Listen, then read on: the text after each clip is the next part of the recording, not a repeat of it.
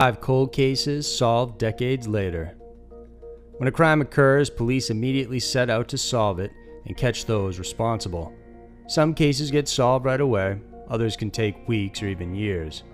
Then there are those cases that can stretch over decades, but through a stroke of luck and a little digging, authorities are finally able to solve them. These are 5 cold cases solved decades later. Number 5. Tracy Gilpin. On the night of October 1st, 1986, 15-year-old Tracy Gilpin of Kingston, Massachusetts, headed to a party nearby her house. By 10:30 p.m., her and her friends decided to leave. Her friends walked with her until they reached their own homes. Shortly after dropping them off, Tracy went inside a convenience store and bought a pack of cigarettes. The clerk remembered her and said she called someone on the payphone while there. She had called the owner of the house that threw the party. She asked her if she could pick her up at the convenience store and drive her home because she didn't want to walk alone anymore. However, the woman said there were still people partying and so she couldn't leave. Tracy eventually decided to keep walking by herself, but this would be the last time anyone would ever see her alive again. When she didn't come home, her parents and family weren't initially worried. She often spent the night at a friend's house and forgot to call in. But when her friends started calling and asking where she was, her family knew something was wrong. Police were called and she was then reported missing. 3 weeks later and 14 miles away, a woman walking in Miles Standish State Forest in Plymouth discovered the badly decomposed body of a teenage girl. It was Tracy. The 15-year-old had suffered a massive fracture to her head and police believe she was killed the night she disappeared. For the next 30-plus years, despite multiple searches and tips, no one was arrested in relation to the murder. But police in Boston recently announced they were working with cops from North Carolina to bring in 61-year-old suspect Michael Hand. On the night she disappeared, Hand was hosting another gathering in his Brooksdale Street home in Kingston where Gilpin was last seen. Tracy, Melissa Cavaco, Hand, and another man were present, but he said the gathering happened weeks before she ever disappeared. Then, later, he told a story about seeing Tracy with an older man in a Ford Escort on the day she went missing. The man was later identified as Henry Menholtz, and he has been ruled out as a suspect. Hand said he and another friend followed the car to the state forest but lost sight of the vehicle. Minutes later, they found Menholtz coming out of the woods with a tarp and shovel. However, he later gave a different account of the story, saying he was in the forest when he scratched himself on a rock. He said he picked up that rock and dropped it on the ground, and that's when he heard a thud. Looking down, he noticed it had fallen on Tracy's head by mistake. At one point, Hand told investigators he was sorry for not being completely honest throughout the past interviews. He was then arrested and charged for the murder of Tracy Gilpin. He entered a not guilty plea and is currently awaiting trial. Number 4.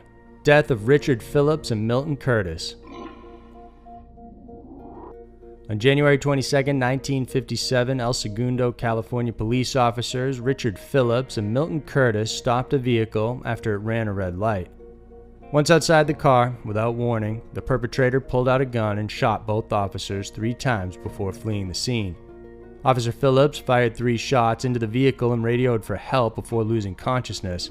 Officer Curtis was pronounced dead on the scene. 4 blocks away, the killer ditched his car and ran through neighborhood backyards while he got rid of 2 stolen watches and a gun. Apparently, prior to being stopped, the suspect had held 4 teens at gunpoint before he bound, gagged, and robbed them. He also raped one of the 15-year-old girls before taking their watches and stealing their 1949 Ford vehicle, which was the one officers saw beating that red light. A massive manhunt ensued, but it led nowhere. The last break happened in 1960, 3 years after the incident, when a homeowner found the gun and 2 watches in his backyard. These items were processed and partial fingerprints were obtained, but it didn't lead to any arrests. The case was left open, but it remained cold for more than 40 years until September of 2003 when police received a tip about the identity of the killer.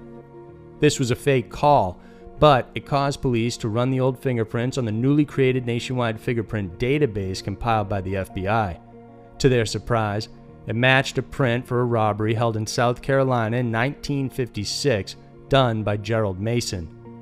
Gerald was known to friends and family as a friendly man and model citizen. He was a wealthy retiree with 2 gas stations, a family, and grandchildren. When his fingerprint was matched with those recovered on the wheel of the stolen vehicle and his handwriting compared to the receipts for the gun purchase, he was arrested. When confronted with the evidence, Mason fully admitted to the crime. He told police he was intoxicated when he stumbled across the teens, and when he encountered the police officers later that night, he wanted to cover up for the rape, robbery, and theft he had just committed. Mason pleaded guilty to the crimes and was sentenced to 2 consecutive life sentences.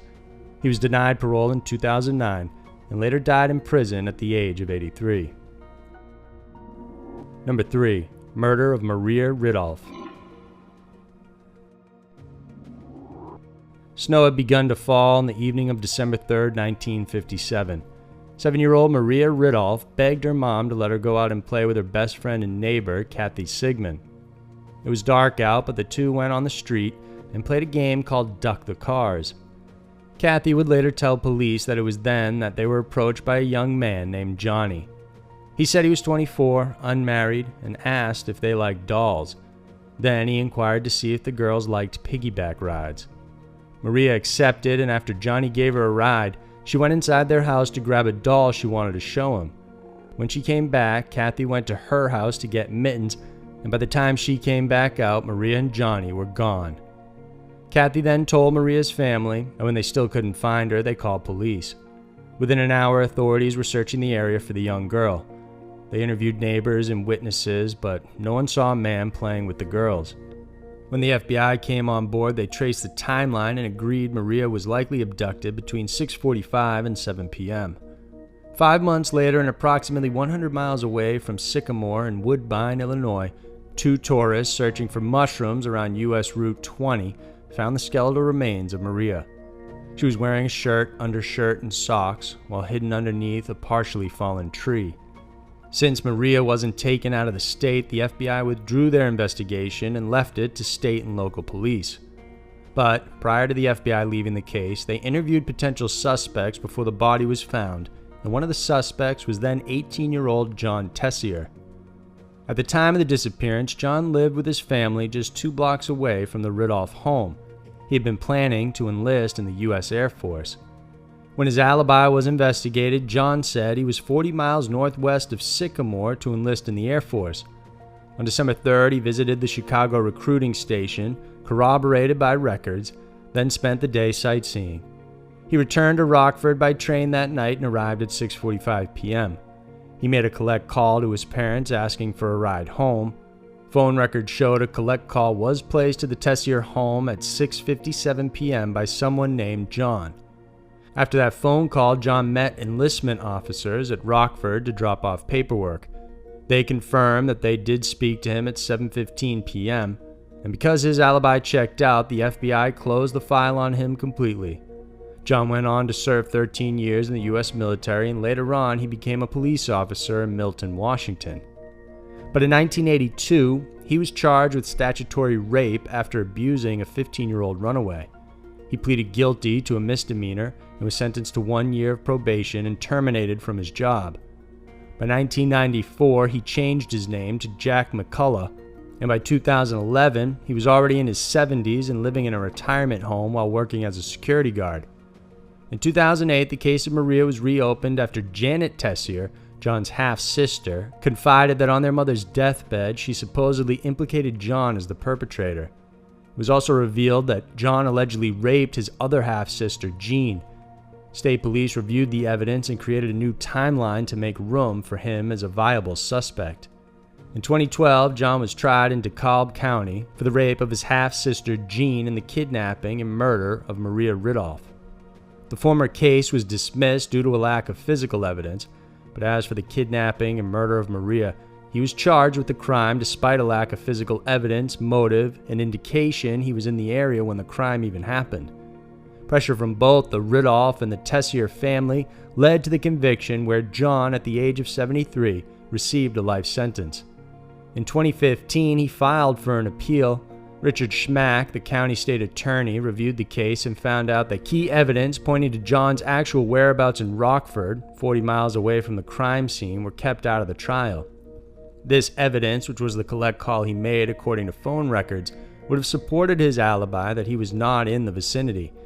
With the icy road conditions taken into consideration, it would have literally been impossible for him to have driven 40 miles within minutes to abduct Ridolph and eventually show up to drop his papers off to the enlistment officers by 7:15 p.m. in Rockford again. As a result, he was immediately released. On April 12, 2017, John was officially declared innocent of the crime, and to this day, no one knows who killed little Maria Ridolph. Number 2. Diane Jackson. Diane Jackson was a 25-year-old single mother from Houston, Texas, who headed out to work for the day on December 14, 1969. She pulled up her car into the company parking lot, but she never made it into the office. Later that day, a man named William Bell saw another man walking away from a shack located near the office building. Curious, he decided to look inside the shack, and when he peeked in, he found the body of Diane. During the investigation, police discovered the woman had been raped, strangled, and then brutally stabbed to death. There were no immediate suspects, and the only thing police were able to collect from the victim's car that could possibly point to a killer were latent prints found outside the vehicle. This was then filed away, and the case eventually went cold. After decades of advances in technology, the brothers' victim, David, expressed an interest in retesting and re-examining the case in 1989. David had become a Texas State Highway Patrol officer and later joined the Texas Rangers. He asked Houston PD to review the case and the witness reports as well to see if there were any new leads. The Houston PD also ran their prints and their updated local database, along with the Texas Department of Public Safety's automated fingerprint identification system, but nothing came out of that search. It would take another 14 years before the case received attention again. This time, the latent prints were prepared by examiner Jill Kincaid to be run against the FBI's newly established nationwide fingerprint database. Searching through over 70 million offenders, it yielded 20 possible matches. Jill then checked each one individually and positively identified a match in a man named James Davis. Davis had been in and out of prison several times throughout his life. In fact, he had just gotten out of prison just 9 days prior to the assault and murder of Diane. After the latent print identification, the lead investigator found the suspect living along the Texas-Arkansas border. Since his fingerprints were obtained on the outside of the vehicle, they needed a confession to convict him. When Davis was interviewed, he was visibly shocked when police questioned his whereabouts between 1969 and 1970. He also became nervous when showed photos of the victim's vehicle. He then eventually pled guilty in court and was sentenced to 34 years to life in prison for Diane Jackson's murder and rape. Number 1. Jacob Wetterling.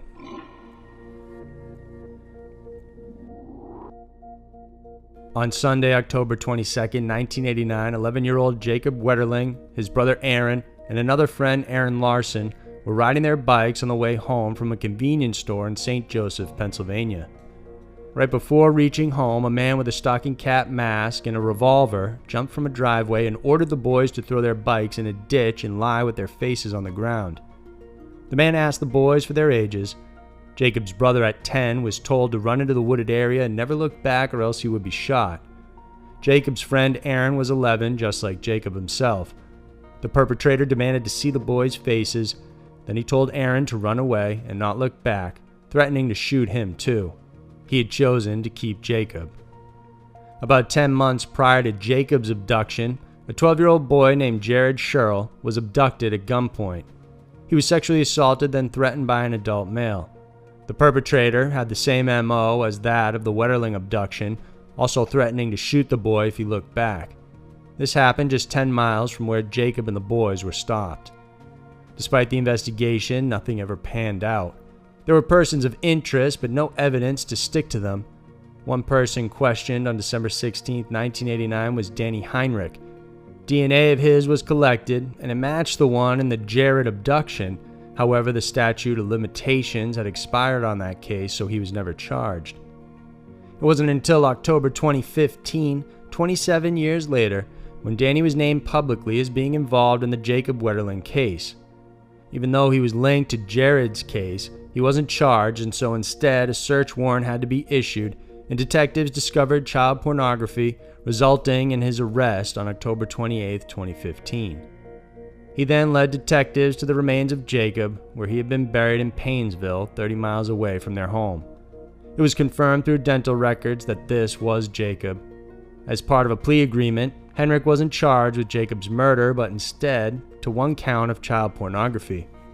He also testified on what he did to Jacob after the abduction, where he said he handcuffed the boy, drove him to a gravel pit, and molested him.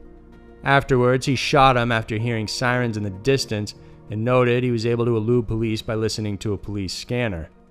The following year, he reburied Jacob's remains after noticing his jacket had become exposed from the original burial site. Even though he is sentenced to 20 years in prison, the judge said that it's unlikely he will ever be let free because of the heinous nature of his crime.